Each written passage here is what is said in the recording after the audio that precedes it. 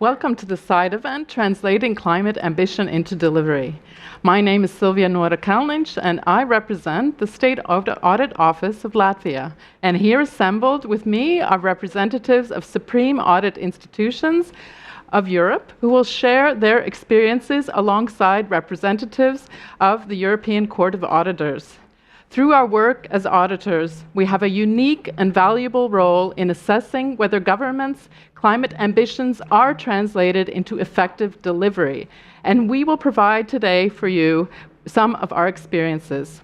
There will be time at the end of the presentations today to have discussions based on your questions submitted through the Slido app. And that applies also to those of you who are here with us in this room. Please use Slido to pose questions. To start our session, I invite Ms. Eva Lindström, member of the European Court of Auditors, for some opening words. Please, Ms. Lindström. Thank you, Silvia. First, I would like to thank our colleagues from Eurosci for organizing this panel discussion, and also, of course, our colleagues at the Commission for hosting the event. I think we have an excellent program ahead, showing how active many supreme audit institutions have been in the area of climate change. This is only the fourth day of the COP, and we know that many of the decisions taken during these 2 weeks will determine the path we take during the next few decades. And also in the last few days, we have already seen several new initiatives or promises to boost investment in critical climate technologies, reduce methane emissions by 30%, or end deforestation by 2030. As auditors, our role is to check whether these promises are kept and what is happening on the ground. We are here to hold governments to account for commitments made, to assess whether money to mitigate and adapt to climate change is spent economically and efficiently, and importantly, to check whether results are achieved. Climate change is no longer a side issue. In the last decade, climate change grew from a marginal topic to a mainstream issue. And hopefully the COP negotiations will show that governments recognize that we are faced with a climate crisis which affects our economy, our society, the environment, and much more. And just let me refer to the discussion in the country of our colleague, State Controller Engelmann, right now, where the fight against climate change was very recently declared as a priority for national security.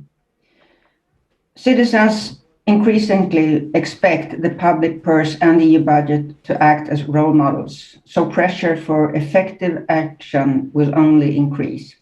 Earlier this year, the European Commission proposed the new Corporate Sustainability Reporting Directive.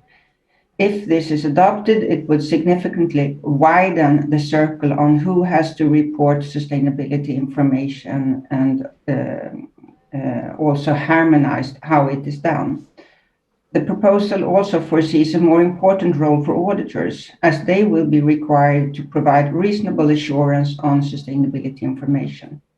This is an important topic discussed both in the private and the public auditor circles right now. And I think sustainability has become a bit of a buzzword, and many claim to take steps towards transforming their organizations into more sustainable ones. And of course, stakeholders want to know whether they can trust the information. And as auditors, we have an important role to prevent greenwashing. But this also means that we need new competencies in different aspects of sustainability. Climate change, of course, but also working conditions and gender equality, for example. And I think you could say that auditing is certainly becoming more challenging, but at the same time also even more interesting. So with this very short introduction, I'm really looking forward to today's discussion and to hear from your experiences. And we as auditors should provide a reality check on what concrete actions will be taken on the way to a sustainable future. Thank you very much. Mm-hmm. Thank you very much. Our next speaker, Ms. Katie Lossi, is the Environmental and Climate Change Specialist of the National Audit Office of the United Kingdom. The office is one of 51 members of EuroSci, the European Organization of Supreme Audit Institutions. On behalf of EuroSci, Ms. Lose will provide information on the role of Supreme Audit Institutions in climate change policy. Please, Katie. Thank you. I wanted to start by saying a little bit more about this general case, about the role, the unique and valuable role that we as Supreme Audit Officers can play for the climate challenge. We wanted to include this right at the start because it might not be immediately obvious to everyone what our part is here, with so many other voices commenting on what governments could or should do on this really critical issue. It can be helpful to think through what it is that we have to offer, what it is that we can offer that's unique, what part we have to play. The first thing to say is that there's no one-size-fits-all answer to this. So our exact remit and constitution varies, and so it's for each audit office to define their own approach and their own priorities. But one way of thinking about what our role can be is to think about the strengths that we have that are relevant for the climate challenge. Crucially, as auditors, we are independent of the governments that we audit.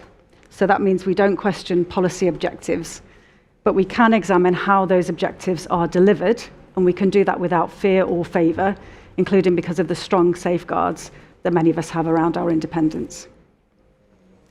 We also tend to have access rights to information held by governments, whether or not that's in the public domain, and that can allow us to look under the bonnet of how well climate projects work in practice. We have a cross-government perspective that can allow us to take a bird's eye view of how different parts of government are working together to deliver on their climate commitments. And we also have expertise in project delivery and risk management drawn from our wider audit work on other government projects and programs. And we can use that to draw out good practice lessons that are likely to be equally as useful for government's climate work. So all in all, we have a lot to offer with this question about how climate ambition is translated into delivery. And one way of thinking about what this all means in practice is to illustrate some of the key ways that we can contribute. So the first is the area that people might most commonly associate with audit offices, and that's our part in holding governments to account for how public money is used to achieve climate goals. So where there are projects or initiatives that government sets up with an explicit aim to reduce carbon emissions or to adapt to a changing climate, we can ask, has that money been spent wisely? Is the project or initiative on track? But that's not the only string to our bow, because there can be value for money risks associated with what a government does not do, as well as what it does when you're talking about such a long-term objective, if delays or complications make it more difficult or more costly to achieve that objective. So that means we can also have an important part to play in testing the realism of government's plans for reducing carbon emissions and for examining whether the overall framework that governments have set up to support the climate delivery is effective. So things like the arrangements for monitoring progress or for coordinating across different parts of government. And finally, we can also have a really important role to play in encouraging the bodies that we audit to understand the climate risks for their organisation, what that means at an organisational level, whether that's the physical effects, like the vulnerability of their buildings to flood risk or overheating, or things like reputational risks. These are all really important issues for government to get right, and as colleagues will illustrate in the presentations that follow, we have a valuable perspective on all of these and indeed more.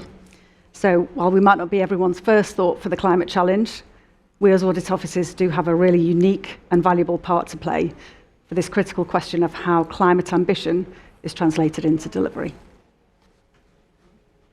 Thank you, Katie. I think that's a good setup for our next group of speakers. So our next group of speakers are going to be sharing their specific experiences working on audits related to climate change and in how to help governments in this way.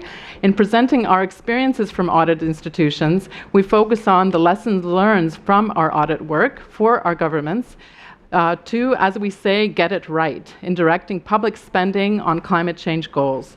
Our first case study is presented by Ms. Mariana Bergovoy, Deputy Audit Department Manager from the Office of the State Comptroller and Ombudsman of Israel, member of the European Organization of Supreme Audit Institutions. Ms. Bergovoy, please present this case study, Auditing Governments, Climate Change Action in Israel, Key Insights for State Audits. Hi, hello everyone. This presentation focuses on national audit performed by the State Comptroller of Israel on government climate action. We believe that our experience can offer some insights to additional climate audits carried out in other countries. So here are some key figures about Israel. With population of more than 9 million, Israel is a hotspot located in the Middle East and particularly exposed to climate change. Estimations are that by the end of the century, Israel will experience a decrease of 24% in precipitation, and by 2050, an increase of temperature of 2.6 degrees Celsius. In the past decade, although, in the bright side, Israel has been a leading country in reducing electricity production from coal, a decrease from 61% in 2012 to 26% in 2020. So, as my colleague here suggested, Supreme Audit institutions offer distinctive added value for assessing government climate action. The state audit offers external and independent assessment on the government's performance and compliance with its climate obligations. They also have the ability to deliver in-depth, detailed, and well-informed reviews based on access to inside government documents and information. And it also provides insight with respect to the barriers and the root causes behind the findings in the audit. Lastly, national audits can provide unique, integrative, cross-governmental, and cross-sectorial point of view. The audit can also focus on interfaces between public bodies and provide an all-inclusive assessment of the topic. And this is what we did in Israel, and I'll continue with that. As to effectivity, the audit can influence in the process in several forms. One is accessibility of a complicated and multi-dimensional topic to all stakeholders. It also promotes climate accountability of the government to the parliament, the public, and the international community. It is another monitoring eye. Moreover, the audit process can promote awareness within the audited bodies, promote a perceptual shift, and a change of position in the ministries, increasing their actions during and after the audit. In our case, it was clearly demonstrated with Israel's financial regulators when, shortly after meeting with the audit team, they published new regulatory letters and documents to their supervised financial institutions. So here is a short overview of our climate audit structure, which contains 4 parts. The first chapter focuses on mitigation. This chapter, we wanted to examine how much progress the government made in lowering emissions and whether the process of setting new mitigation targets for 2030 and 2050 was conducted in a proper and an orderly way.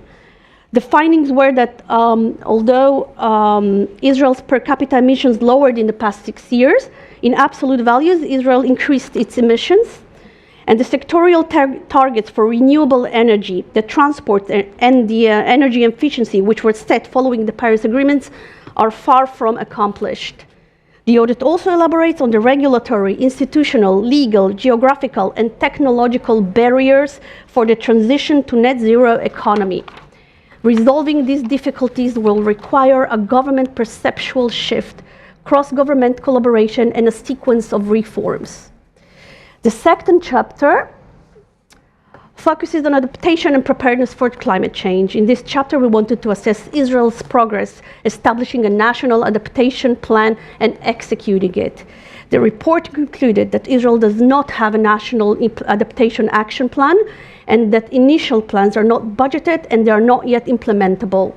The audit also points out that most ministries do not yet analyze and integrate climate change risks into their operations, and they have no adaptation plans.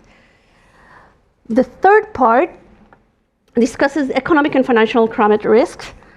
In this chapter, we wanted to provide a view for some macroeconomic and financial risks arising from climate change according to available international research, and to assess to what extent the government of Israel is managing those risks.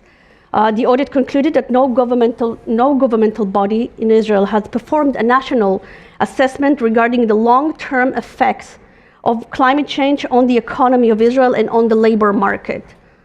It further concluded that managing financial risk is at its best in its initial stages, and that, in short, Israel's financial regulatory directives do not reflect financial climate risk at all. The audit also offered a review on best practices, standards, and approaches of managing those risks, both from professional international organizations like the NGFS and the TDFC, and from other countries. We did a comparative analysis in this respect. The fourth and last part was focused on governance, on the organizational, institutional, and professional foundations for the government climate action, and it highlights all the root difficulties and the weaknesses which are at the core of the findings of the report, which was done in the previous three chapters. In this slide, you can observe some of those core weaknesses. The highly decentralized management of climate action, which is conducted in segments, and lack of a single integrating body that can balance between the conflicting public considerations. This has led to continuous conflicts between government ministries, difficulties in coordination, and disagreements in target setting and implementation approaches. Institutional gap between responsibility and authority is another core weakness. In this regard, for example, the Ministry of Environmental Protection, which is responsible for setting the general emission reduction targets, but lacks the authority to determine reduction targets for the energy, the transport, and the construction sectors. Furthermore, the climate change suffers from insufficient governmental prioritization. This is expressed in the annual ministerial work plans, in lack of qualified personnel, and the insufficient budgeting of climate actions. Climate action in Israel lacks a framework for long-term, stable, and comprehensive budgeting and finance of climate actions. The audit concluded that these barriers burden the governance of climate action and harm its effectiveness.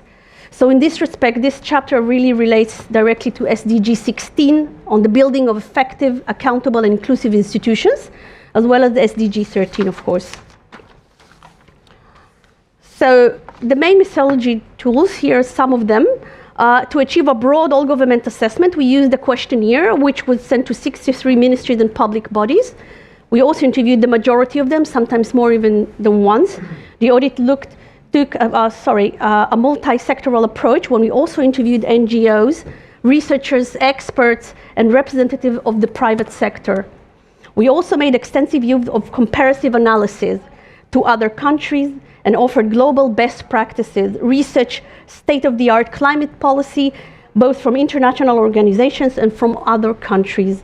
In our view, all of these are critical when auditing a topic which is ongoing and developing, and where a steep learning curve and collaboration is necessary. So to conclude, the knowledge and methods used in this national audit report, together with the IntoSci guide on auditing the government response to climate change from 2010, can be useful to process and creating a collaborative methodology for auditing climate change that can be used in other national audit climates. The State Comptroller Israel will be happy to share this experience with other colleagues and peers globally. Thank you very much. Thank you very much, Ms. Bergovoy. I think it was very interesting, and it's, I think, good to get into the case studies to understand how it's done on the ground. So now we want to move on to the next case, Emerging Themes from the UK National Audit Office's recent climate work, and this will be presented by Katie Lossy. Please. Thank you, Sylvia and Mariana. So as with the presentation that we've just heard, it can be helpful to set the findings from our recent work in context. So I will first and very quickly set the scene by drawing out 3 features of the climate challenge for the UK that affect how the government will need to respond. And while the details are UK specific, in broad terms, they share similarities with many other countries, as we've just heard. So the first feature is that net zero will require changes right across the whole economy. So this figure shows emissions from different sectors of the economy, with the size of the bubble corresponding to the relative scale of emissions from that sector, and the dotted circle corresponding to emissions a decade ago. So you can see that the emissions reductions so far have mainly been achieved in the power sector, so that's electricity generation, and that's left surface transport, mainly cars and vans, as the largest source of emissions, followed by industry and heating in buildings. The second feature is that adapting to a changing climate matters too. As we've heard, there's 2 sides to the climate challenge, and I'm sure we're all familiar with this, but there's the net zero side, which is about reducing emissions to stop the problem getting worse.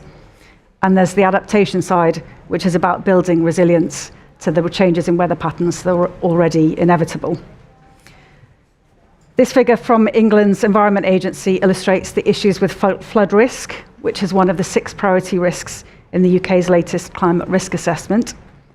And the chair of the Environment Agency recently put it in particularly stark terms, saying that unless we build resilience within the UK, we may sadly sooner or later be looking at the same kind of fatal levels of flooding that so tragically hit Germany earlier in the year.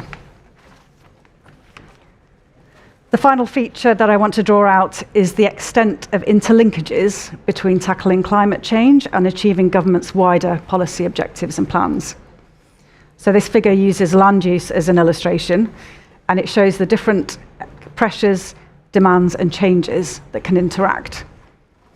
So net zero is one factor that will affect how we use land in the UK, with, for example, government committed to triple tree planting in England over the next 3 years to help store carbon. But delivering that will be complicated by the potential for conflicts with other policy objectives, as well as opportunities for win-wins.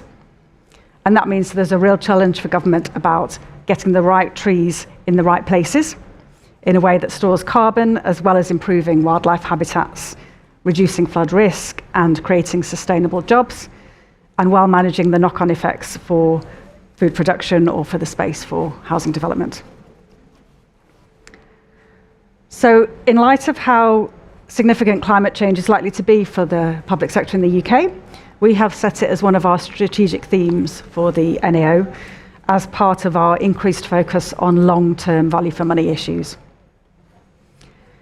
And in 2020, we published these 2 studies you can see at the bottom of the slide there about government's overall approach to achieving net zero and its wider environmental goals, one of which is its goal to adapt to a changing climate. And those highlighted some overarching risks and issues that government will need to manage. And since then, we've drilled down into individual components of its approach, as you can see here, such as reducing carbon emissions from cars or local government and net zero. I'll draw out 3 of the themes that we've highlighted through these reports, and given the time, I'll just pick out a couple of examples to illustrate each, but very happy to talk further as part of the questions and discussion session. So the first theme is about the clarity of objectives and plans. That's an important foundation for any major programme, so that everyone involved has a shared sense of what they're aiming for, and so it's possible to tell if things are on track. For net zero, we do have the broad framework in place for this in the UK, with a net zero target set in law, and interim carbon budgets also set in law, which set a pathway of 5-yearly emissions targets to that point, as well as a detailed published government strategy for reaching these targets.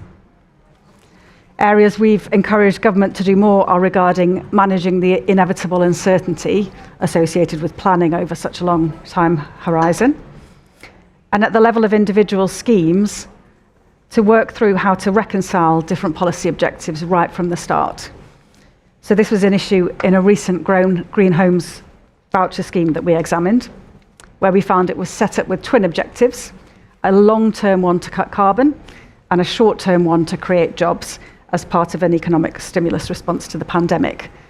But the tension between those two aims was never fully reconciled, which meant it led to a scheme that could not be delivered to a satisfactory level of performance in the time available. Another theme from our work is the importance of stakeholder and public engagement, given that making future emissions cuts is likely to involve more noticeable and widespread changes than those involved so far in decarbonising power.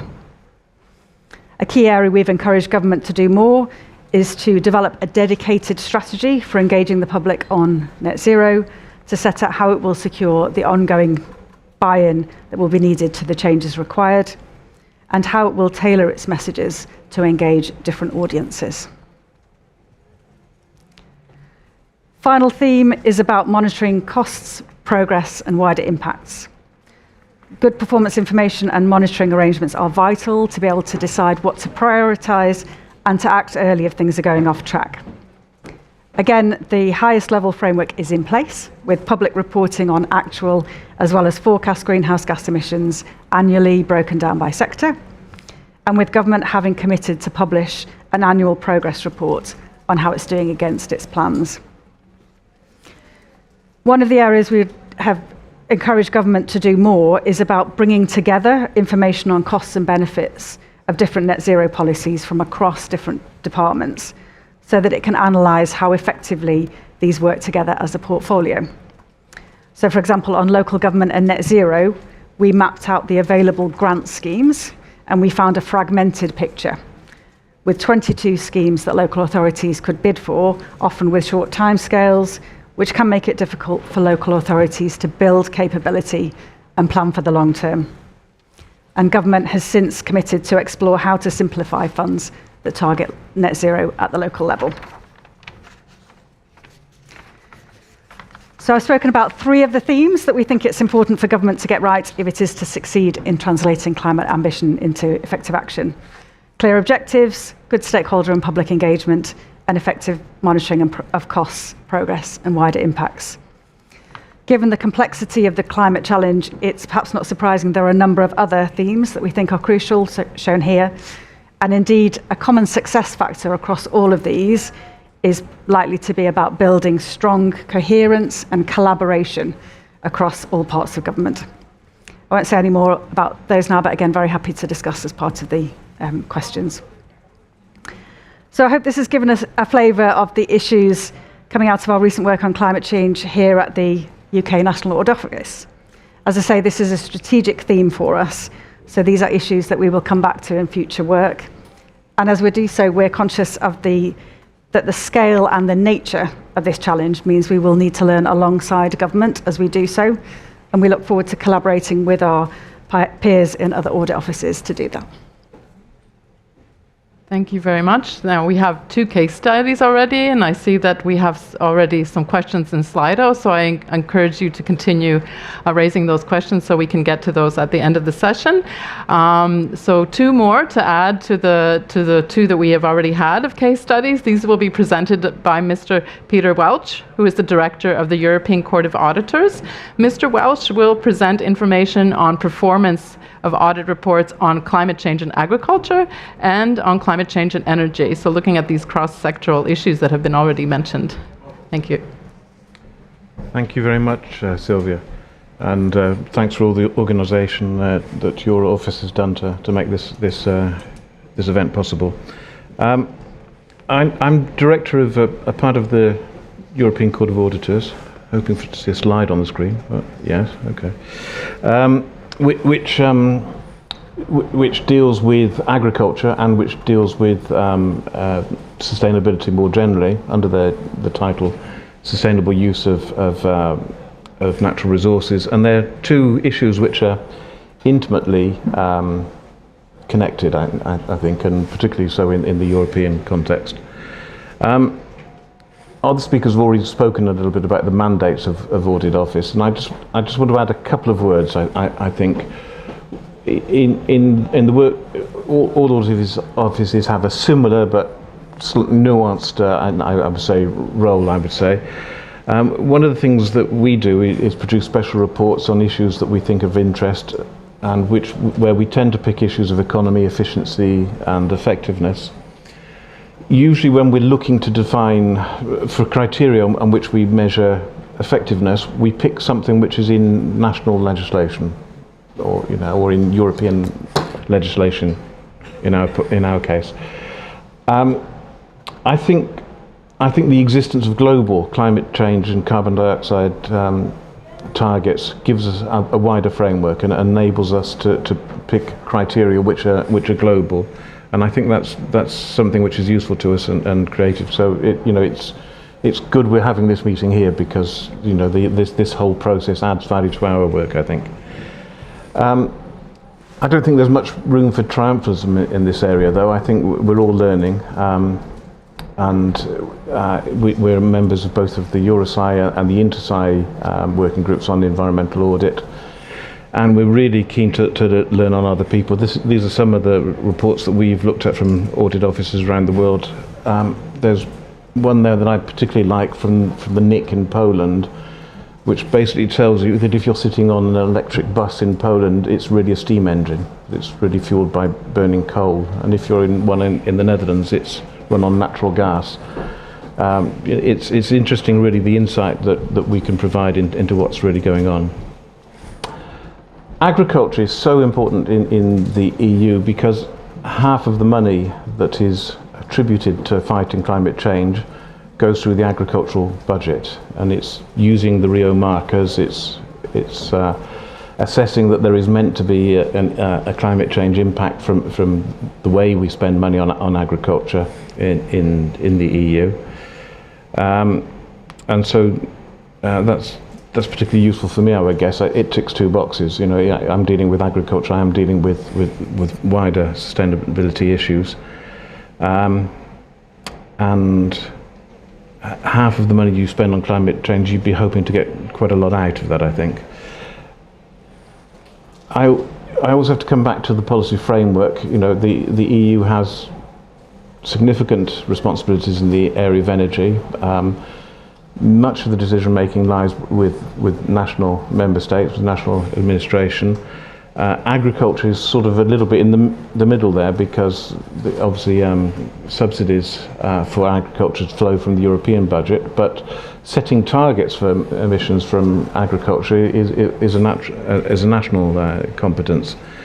So you would expect to see some impacts from EU legislation. You'd also expect to see national member states setting themselves targets for their agricultural sectors, and increasingly they will have to do so.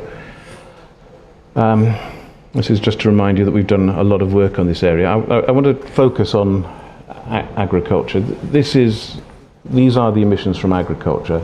50% from livestock, more than a third basically from fertilizer use. Nitrates and fertilizer contribute to global warming, and then about 14% from land use change. And that, I think, is a picture that, with some variations, which will hold true in many parts of the world. No one's going to be very far away from that. As we've said, half of the money that is being devoted to climate change goes through the agricultural budget. We ask ourselves a simple question, I think. What has this achieved?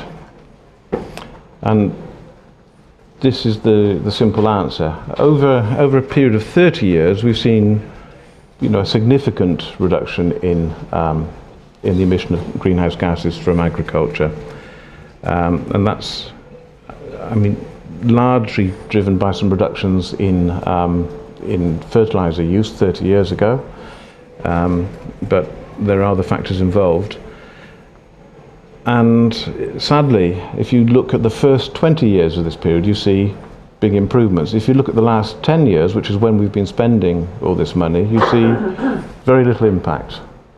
And that is a worrying thought. In many areas of public expenditure, I guess my colleagues on the panel will know this, you come to a government department and you say your spending programme has not been very successful, and they say yes, but things would have been worse if we hadn't spent this money. It's the counterfactual argument, the counterfactual defence. I guess we've all heard it. The counterfactual defence doesn't work very well with agriculture, because actually the subsidies are promoting greater use of land use for agriculture, and that is directly driving climate change. So it doesn't work there, but it's an interesting, I think, test case for that issue. I'll just show you briefly where how national targets are broken down under the effort, or were broken down under the effort sharing arrangements. If you look at this, I mean, the people who had to make the biggest efforts were Ireland, Luxembourg, Denmark. Ireland was the country with a very big agricultural sector, where this implied making positive changes in agriculture. And I'm afraid to say, from some other work we've done, we know that this didn't really happen, and that the number of animals on Irish fields went up very, very significantly over this period. So I'm sorry, on agriculture I have a gloomy story to tell, and that's not to say that there's not potential for doing much more. I mean, there's potential for moving out of fertilizer use, using fertilizers much more efficiently, but we haven't cracked this one yet. There's lots of work to do. Let me turn to energy. In energy, I think there are two sides to the story. There is the energy generation story, where I think in many ways this is the successful story that can be told. We are producing globally much more energy from sustainable sources nowadays, and we know how to make that even bigger. Being efficient in the way we use energy is a stiffer challenge. We've looked at this from various angles. One of them has been essentially energy use in buildings, whether that's residential buildings or in industrial and commercial buildings. We've looked to see whether the different EU funding programs, and Katie made a very pertinent point about the number of funding programs which can be available for these things. We looked to see whether that was having some effect, and we found some good examples. Some of the Baltic countries had very good results in terms of improving the energy efficiency of residential buildings. And we found a lot of projects also that either would have gone ahead anyway without public funding, so where there's a dead weight issue, or where, conversely, where the payback period was so long that the building would have disappeared before you've ever recovered the energy savings. So both these issues indicate that there can be real issues with getting the targeting right for doing something on energy efficiency. And I think it's one of the areas where it's easy to make a political declaration that we're going to spend more money on energy efficiency, but to delivering results with that money, I think, is a much harder task, and it's somewhere where we have a role to play. We also did some work looking at energy labelling, looking at the labels that you see every time you buy a fridge, or which says whether it's efficient or inefficient in energy use. And this was I found a slightly sad story, in that when we started the audits, the benefits that were claimed for energy labelling were rather high, and as we got to the end of the audit, there seemed to be a lot more realism in terms of what we thought we were getting from energy labelling. It really is a very difficult technical task, and we pointed some ways to make that side of it work better. One of those is having a much shorter lead time between when you decide to renew the standard and you introduce it, because what tends to happen is that standards get introduced well after they are feasible, when they are already the industry standard, so they don't provide much of a constraint. And I want, as a last example, I want to look at our work on the emissions trading scheme. The European emissions trading scheme was, at the time we started this, said to be the largest in the world. I'm not quite sure that's still true. And it's an interesting area. At the beginning of the emissions trading schemes, it was dominated by the issue of free allowances. So big enterprises got allowances that they could sell, that they could use, but they didn't really need to pay for.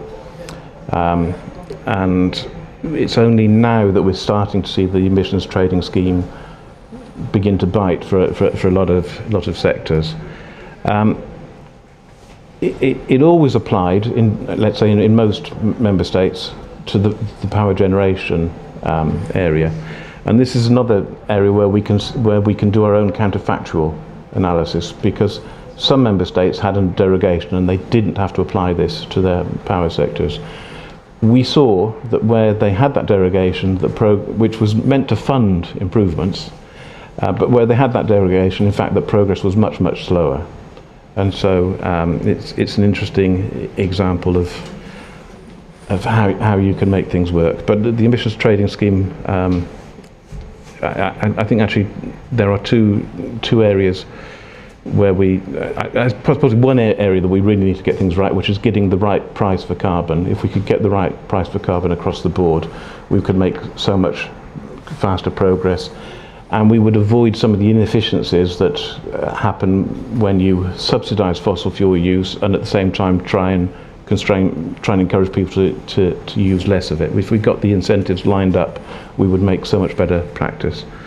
So in short, I think we have a role to play. I think we're still learning how to play that role in the best way, but I think we are getting there.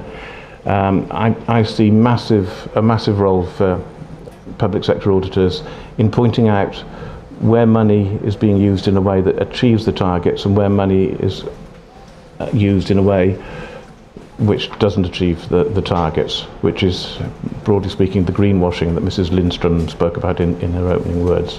So I think there's a big role for us, but we're learning how to do it, and thanks to the opportunity to be here, it's helping. Thank you. Thank you. So here we have these 4 case studies, and I think each one kind of brought out, the kinds of challenges that we as supreme audit institutions have, but also as the governments have in, trying to get this, as Peter said, get to the realistic idea of what actually is going on, and audit institutions do have this role that we can play in cooperating with governments. So we're now going to move on to questions that we've received from the submissions on Slido, and maybe to launch the discussion, Mr. Rolands Irklis, Auditor General of Latvia, has joined us also here. So perhaps I could start. He's also a member of the European Organization of Supreme Audit Institutions. What would be your main takeaway in terms of cooperation between governments and supreme audit institutions? Thank you, Sylvia. The role of our institutions is important as we hold governments to account for how money is spent. And as spending on climate changes increases, so does the need for governments to improve their efforts in making this spending effective and productive for the benefit of our societies. And we as Supreme Audit institutions are here present for the governments to support them in the process how they spend the money. And what we would like to avoid is that the money is spent but the target is not reached. So I think that's the worst outcome what could be there. But that's not the only one possibility what we can help with. I think Peter pointed out very well with targeting and the priorities. So probably the target is right, but the activities could be different. And so we can help that choose the governments those activities which bring the best benefits. So the cost-benefit analysis could be there. And therefore we can choose actions which really help to reach those targets. So probably with spending the same money, we can reach more targets even as determined before. So I think that's a great takeaway, is that we can, from one side, to look forward that the money is spent and the targets is reached, but probably also how the money is spent and which targets or which actions is chosen for that purpose. So that's my so for the questions, and I'm happy to also answer other questions if there will be. Okay, thank you. Well, we have quite a few good questions, I think, here, but perhaps I can start with one. Many of you mentioned the cross-sectoral challenges in climate change.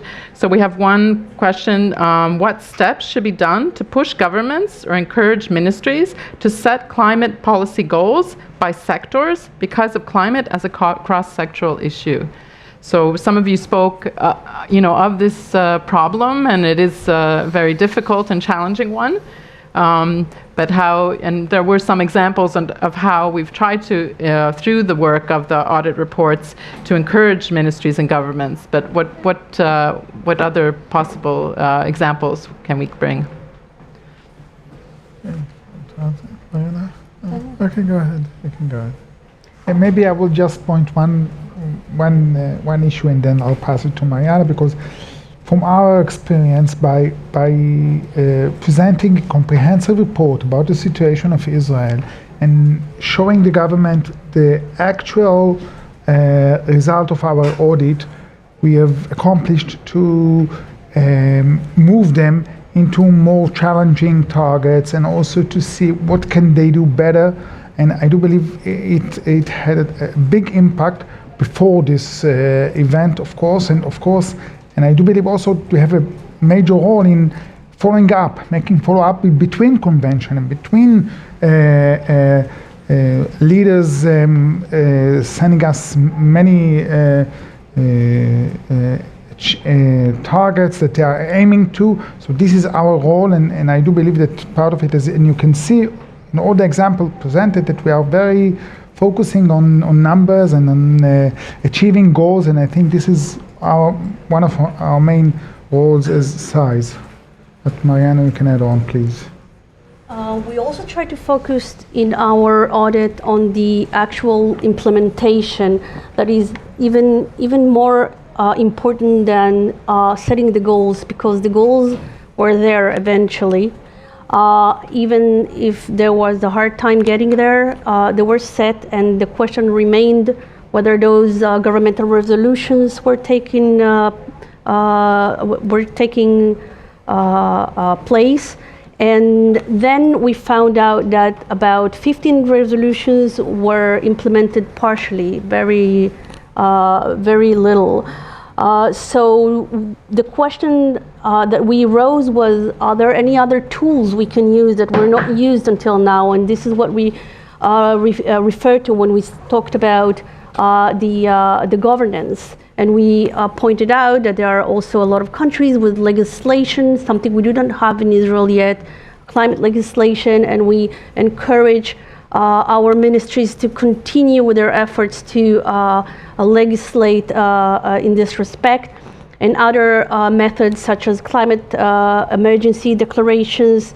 So our role was to offer a package of other tools not used yet in Israel, and point out the fact in a comparative manner, point out the fact that a lot of countries, especially the OECD countries, are using them, and offer them to consider those tools. Mm-hmm. Okay, thank you. Oh, Katie? Yeah, just to add one thing, I think certainly something that we pointed to is about however the government has set up, however it plans to manage that cross-sectoral challenge, to actually make sure that those arrangements are really working well in practice. So in the UK there is an overarching climate board that brings all the main departments together to consider climate and provide that oversight. And there are carbon, they're called net zero boards within each of the main government departments, again, to sort of bring it together at a departmental level. So that, in principle, that could be a really great mechanism for making this work. So what we've encouraged government to do is be quite disciplined about reviewing how those arrangements are working in practice, and whether that is succeeding in bringing everyone together to manage those cross-sectoral issues. Thank you. So we have a kind of a group of questions. It seems like some of the people listening to this are worried about how we're managing. So understanding obviously the capacities that are necessary, the knowledge that is necessary to deal in climate change. So how do our auditors, how do we get them to make sure that they have the knowledge that is needed and the appropriate skills to work in these areas, and to be able to have the ability for these performance audits and climate change. So perhaps a little bit on that. Well, I guess events of this kind help, and I know we've got lots of people looking in. I do think we need to share experiences between audit offices. And I also think we make quite a lot of use of experts. We get people working in universities, sectoral experts, to come in and speak to us, to advise us on what's working, and that can be incredibly enlightening. So we need to do that. I always think that auditors need to look at what the evaluation profession is doing and to consider the ways in which those methodologies can feed over into performance audits. I think we also need to get even better at econometric analysis of what's going on in sectors. I sometimes worry that you can see in this area lots of small schemes which where people say they've met their objectives, and yet the global situation is not improving. And I think that calls on us sometimes to stand back and to ask questions about policy alignment, and to ask questions about whether the right price is being applied to carbon. Think about taxation issues, also think about subsidies for fossil fuel use. And I think the more we do that, the more we share our experiences, the better we become at the work we need to do. Anyone else? No? Want to add to that? I'll just say one thing that I think I absolutely agree with that. I think the other thing that I wouldn't want to underestimate is actually how the skills that we have as auditors can be really helpful here. And actually that is part of the unique part that we have to play, is drawing in our project management skills, risk management, evaluation, all those sort of the nuts and bolts about how policy and delivery works in practice, bringing that to bear for environment. Yeah, everyone has their specific role, and we're trying to make sure that we do our best for our particular. Please. Yeah. Yes, of course we can cooperate and exchange experiences and information, and also improve our methodologies. What else we can do is, of course, we can do comparative audits, so we can coordinate our activities in audits, and then we can compare those results and see who is performing better, who is not performing so well, and therefore adjust the activities, actions, and targets in this way. Mm-hmm. So we have one final question, then we can move to closing remarks. Are there some best practices available assessing efficiency of climate action measures, i.e. the cheapest measures to reduce CO2 emissions? I guess, there's a ready answer that maybe this person would like to hear from us. I think, part of the reply probably is that we're working on these to find these best practices. But perhaps someone would like to comment on the best practices and how to showcase these in climate action measures. I don't have a specific example, but I know that certainly a report we did recently on local government, there was a lot of work going on to bring together the best practices that were being implemented in different local authorities, and to bring that together in a way that other organisations could share. And actually, in a way, there was a plethora of good practice materials. And one of the things we were encouraging the sector to think about was how to bring that together in a really easy to navigate way. Because I think in a way that sometimes that can be the challenge, is there's quite a lot, and increasingly more and more. So it's about how can organisations help navigate that. Yeah. Okay, great. Thank you. So it's now my pleasure to give the floor for closing remarks to Mr. Netanyahu Engelman. He's the Vice President of the European Organization of Supreme Audit Institutions and the State Comptroller for Israel. Please. So thank you very much, all my colleagues and dear colleagues. As mentioned, as the first Vice President of EUROSAI, I'm very honored to close this important side event. This side event is first of its kind, being the first event in the history of COP, placing at the center of discussion the role of state auditors have in dealing with worldwide crisis, focusing on deriving policy change on climate issues and following up on their implementations. The case studies presented by ECA, SAI UK, SAI Lithuania 2 and SAI Israel during our discussion emphasized that the climate crisis is a major challenge and threat relevant to countries all over the world. Globally, climate change possesses risks to the economy and to the financial institutions, national infrastructure, ecosystems, at-risk populations, and more. Over the past few decades, scientific studies have led the world to the understanding that the continued emission of greenhouse gases at current levels will lead to increase concentration in the atmosphere and due to significant climate change, and that as a result, across-the-board crisis and sectors is involving and is expected to cause determination in the global economy, health, and ecological fields. To prevent the realization of this scenario, comprehensive global action is required to reduce GHG emissions through the transition to a net carbon neutral economy. These case studies indicate that the climate change is not an environmental issue, but rather a multi-systematic problem requiring the enhancement of government bodies in a shared effort.